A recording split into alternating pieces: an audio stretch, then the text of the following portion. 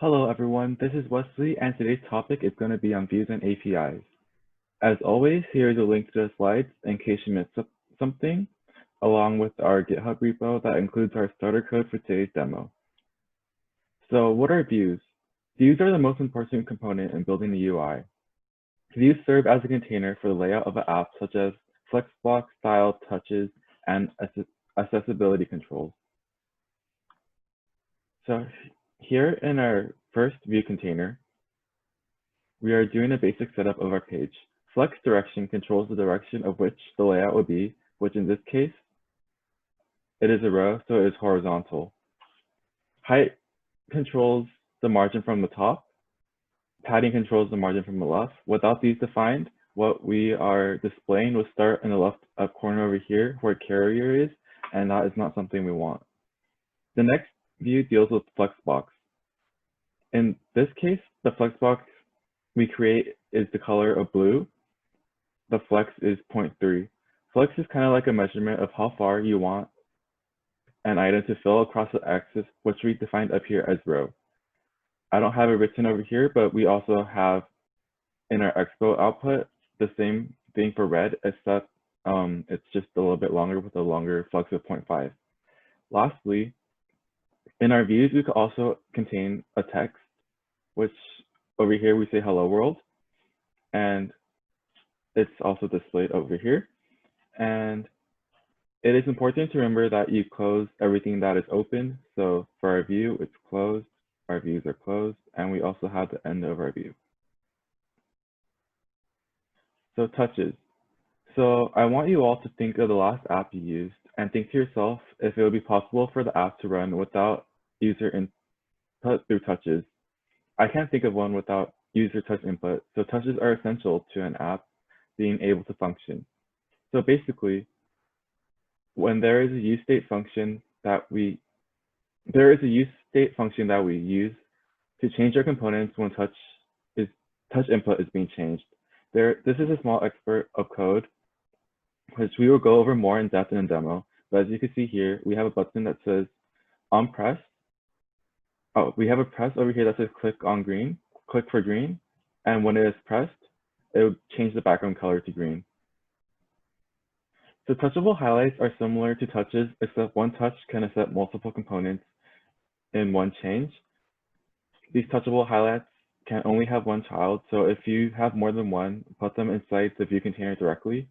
And in this basic example over here, we have a basic function called myComponent, and touchable highlight is outside of the myComponent function, and when it is called by a touch reaction, it changes the opacity, the color, and also sends out an alert saying that it has been pressed.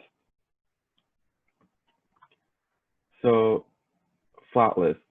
Taking off of my color button example, a flat list can be used for having a list of a bunch of colors that the user can choose from, and probably like 20 or 30 colors to choose from, and it'll just be able to be scrolled on the screen with more color choices being displayed as you scroll.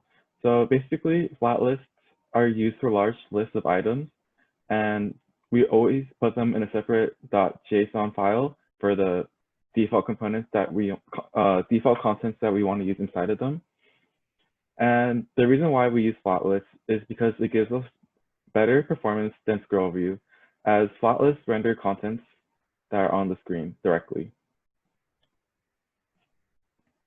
So another important way of interfacing with the user is to have text input. Forms make it so much easier for the user to navigate and find something specific that they are looking for. These forms take in whatever text there is, so you should always be sure to have a failsafe that tells the compiler what to do in case the user enters gibberish or there's misspellings that can't be figured out. So the form takes in text and is treated as a state that changes each time a new character is entered.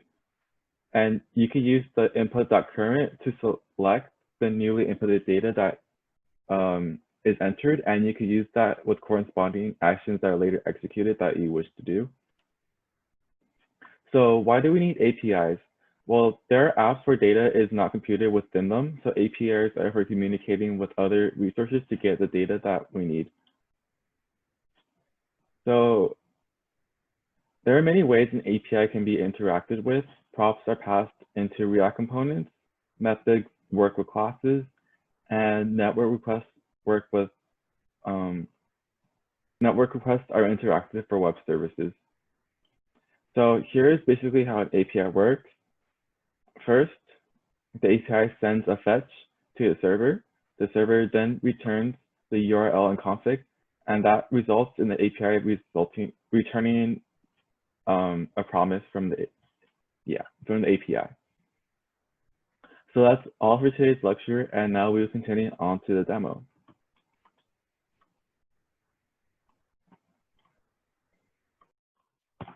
Hello everyone, so today's demo is going to be going over views, and this first part is going to cover basic touches. So this is the starter file that you can find in our GitHub, and it's a basic file where there's two buttons, both green and red, and they don't do anything as of right now, along with the styles that we have it set up so it's in the center of the page. So in order for us to have touches, we have to add the useState function, which is included from React Native. And down here inside the default function, we're going to add a constant background color, set background color equals to useState blue.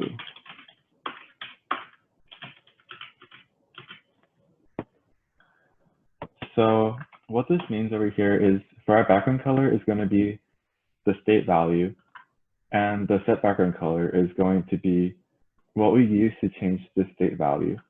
And this returns an array, which just adds some more flexibility. And right now, this basically, the default color will be blue until we add stuff down here for the presses to change. So in here, we're going to add our background color.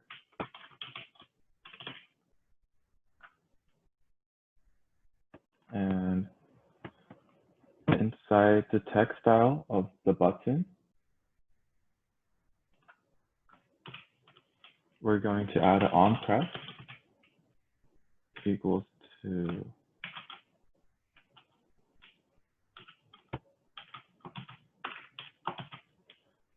set background color to green.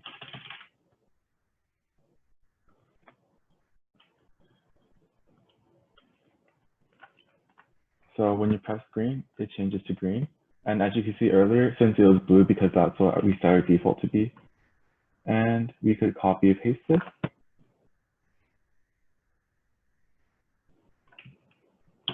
Over here.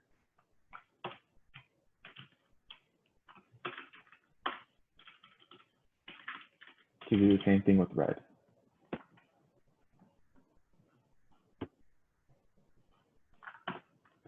Let's see.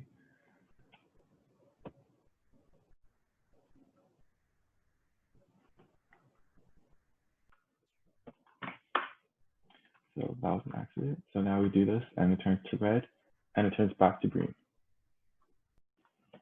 So in part 2 of today's demo, we are going to be going over touchable highlights, and I apologize for the screen not being zoomed all the way before. But if you had trouble seeing from before, we have the code on GitHub for you to look at. So we're going to add a touchable highlight and take away everything that was in here before. So we're going to delete that and add a touchable highlight,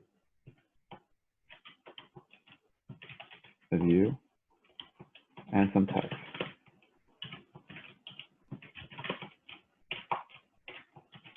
And we're going to close the view along with closing the touchable highlight. So inside this text, we're going to put yellow because that is the button we're going to be using today, and I will get into that a little bit later. And for the touchable highlight, we're going to add a style equals style.button.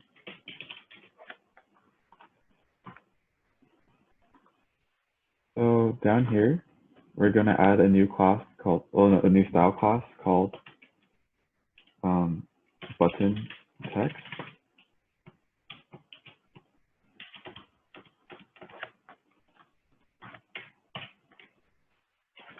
And because React Native doesn't use actual CSS, there's some prop types that can't be taken, such as the font size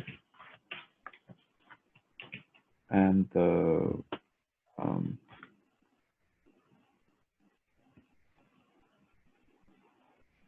and text align center. Oh, actually, we don't have that right here, so yeah, we're fine.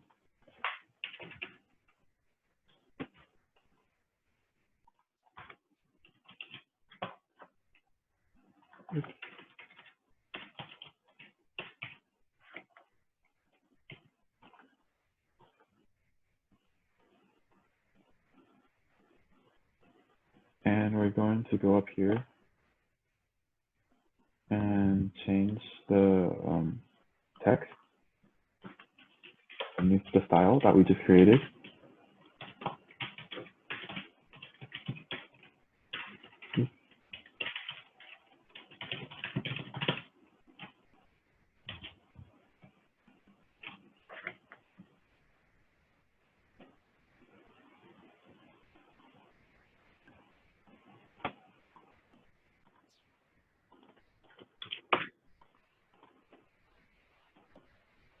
And now we're going to add another style.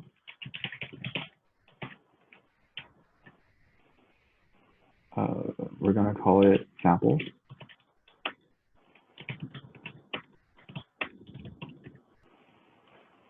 And okay, close that. Oops, wrong way.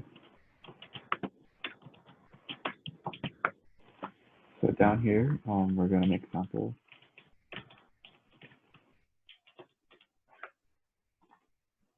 So inside sample, we're going to have a height of 20, a width of 20, a border of 10, and we're going to have our background color be white.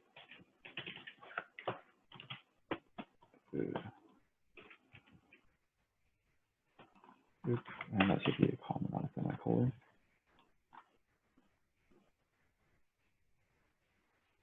So now we're going to go back up here, and we're going to add our change the sample to have a background color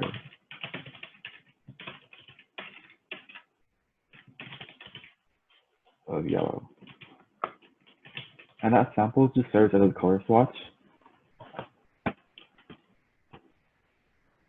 And after I finish this, you'll see how there's a swatch of yellow over here now. And we're going to also have another style class just for more aesthetics. And we're going to call that row.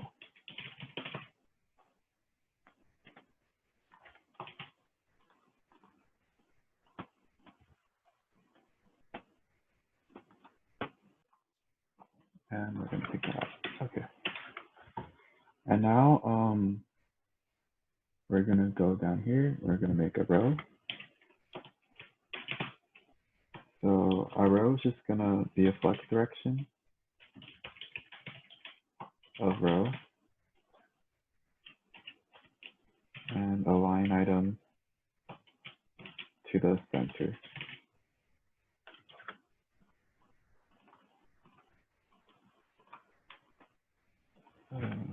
Okay. So now we're going to go back up to the touchable highlight, and this is where we focus on the touchable highlight. We're going to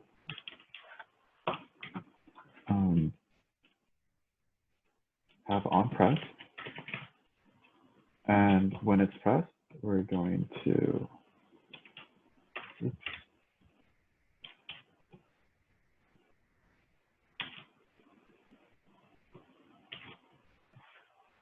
set the background color.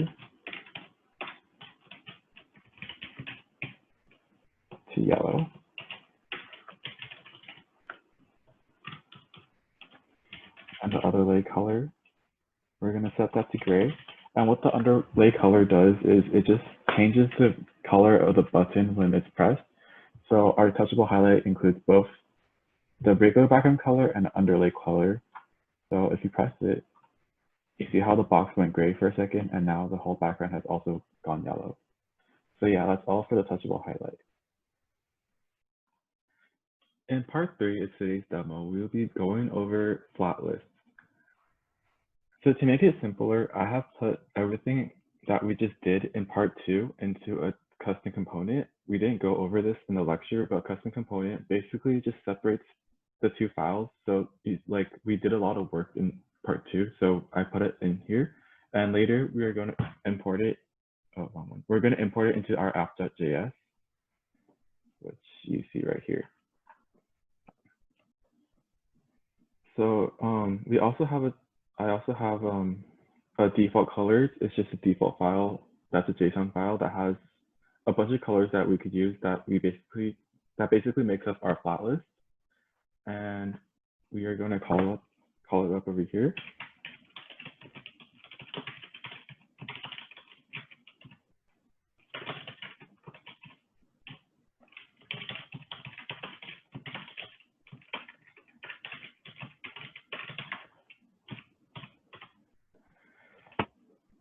So to utilize a flat list, we're also going to get rid of view and change that to a flat list,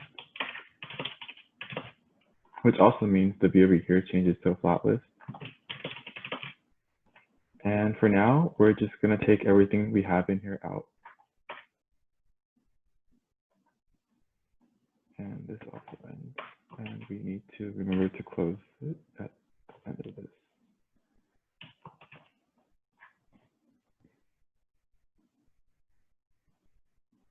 So now that we have created our flat list, we're going to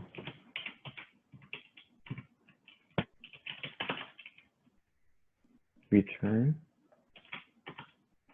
the color button that we had from before that I just deleted.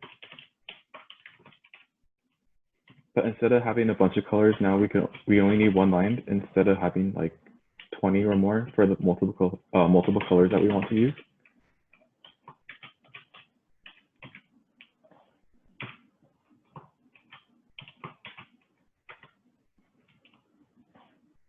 And so instead of having it as red, we're going to change it to item color. And we're going to add a key.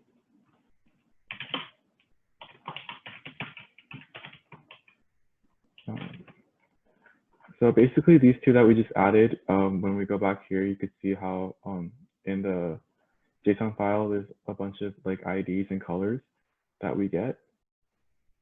So that basically calls on it.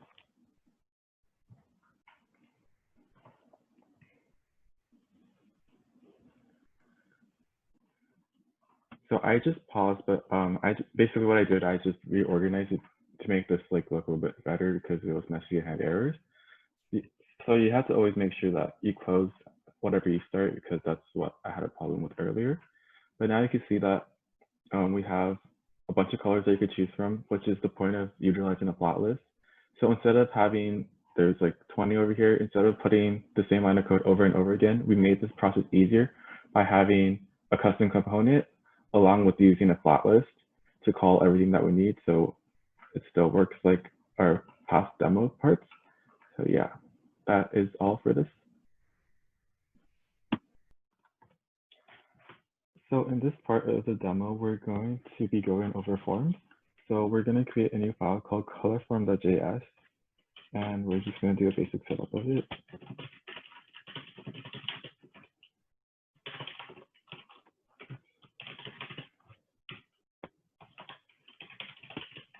And we also want to import a style sheet,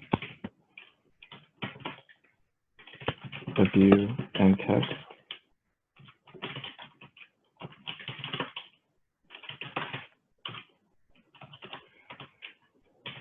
And export default function called colorform, which is what we're going to be using in this component. And and just a basic setup right now of view and some placeholder text.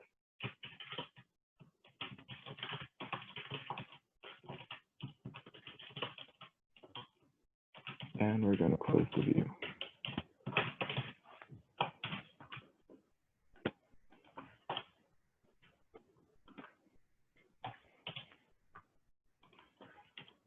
And just also a style sheet.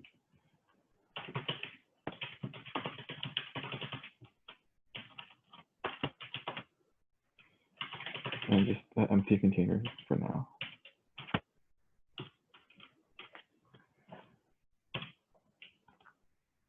Oops, that should be copyrighted. So now we're going to go back to our app.js. Okay, okay, I'll get back to that later, but we're going to go to our app.js. And we're going to import this from it, the color form that we just created.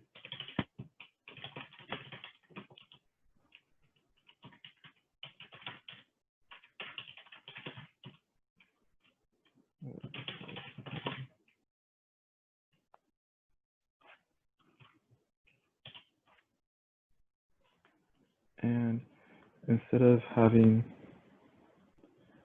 oh no, we're just going to have to add a fragment, which is basically an empty component, since there's going to be multiple components and React Native only deals with one. So since we're adding our color form, that's why we need a new component. And then we have to be sure to close the component at the end.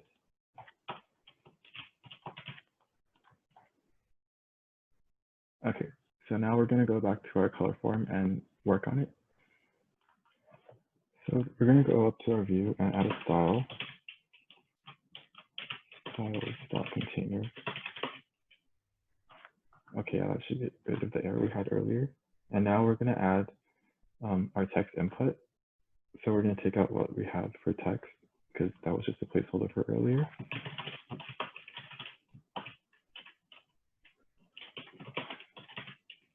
Style equals style.text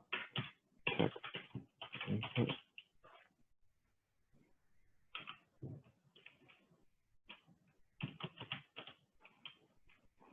And button title add. So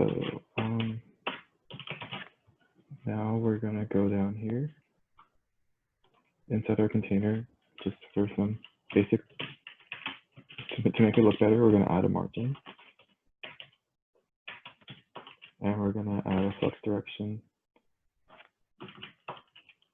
of row. So we're going to make a new, so up there we had text input, now we're going to style it. A flex of 1, border width of 2. Okay, that should have been a comma. Okay, border width of 2, font size of 20, margin of 5, border radius of 5, and padding of 5. Okay, I really need to stop things in my phone. Okay, and up here we're also going to add text input. That's honestly what was most important. I should have done that earlier. And button. So now that we finished with the component of color form, we're going to go back to our app.js to make something useful of it.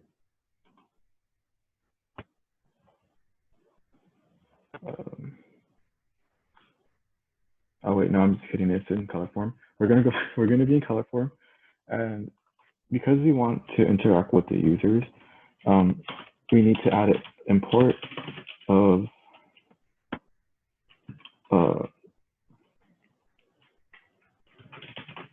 we're going to have to add an input of useState, and that useState function is just a way to that we need a useState function in order to read text input.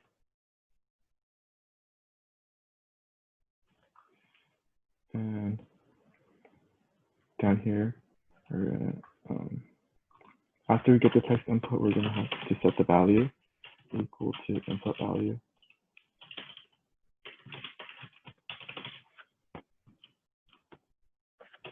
And change text, we're gonna have a set value.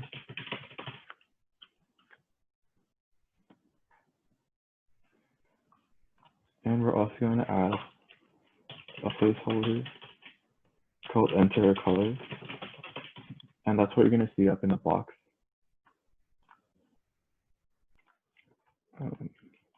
So now to make the input and set value to work, up here before the return, we're going to add a constant input value and set value. And that's going to utilize the useState function. We're just going to have it blank for now.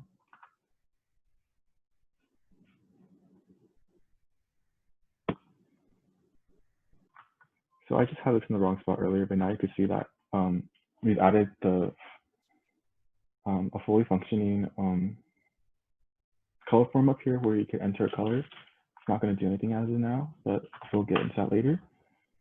And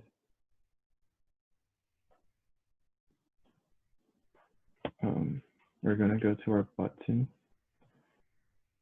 and add an on press.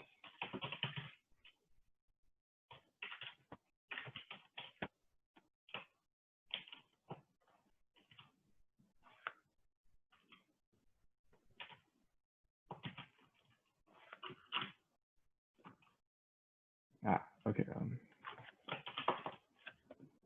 So what we're going to do instead of on press, we're going to console log add value $, input value.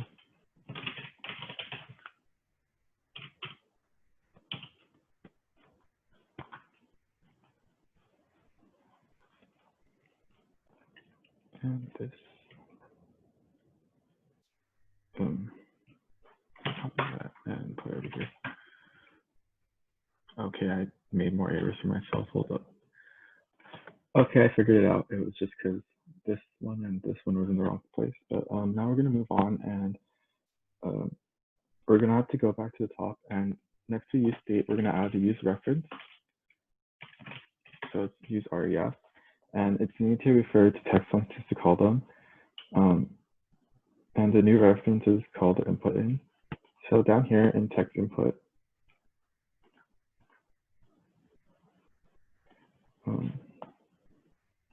actually first we're going to have to add a constant.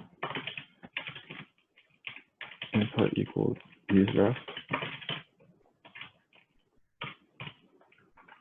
Okay. So now we're going to go down to our styles container. If I could find it. Oh, it's over here. Okay. Next is text input. We're going to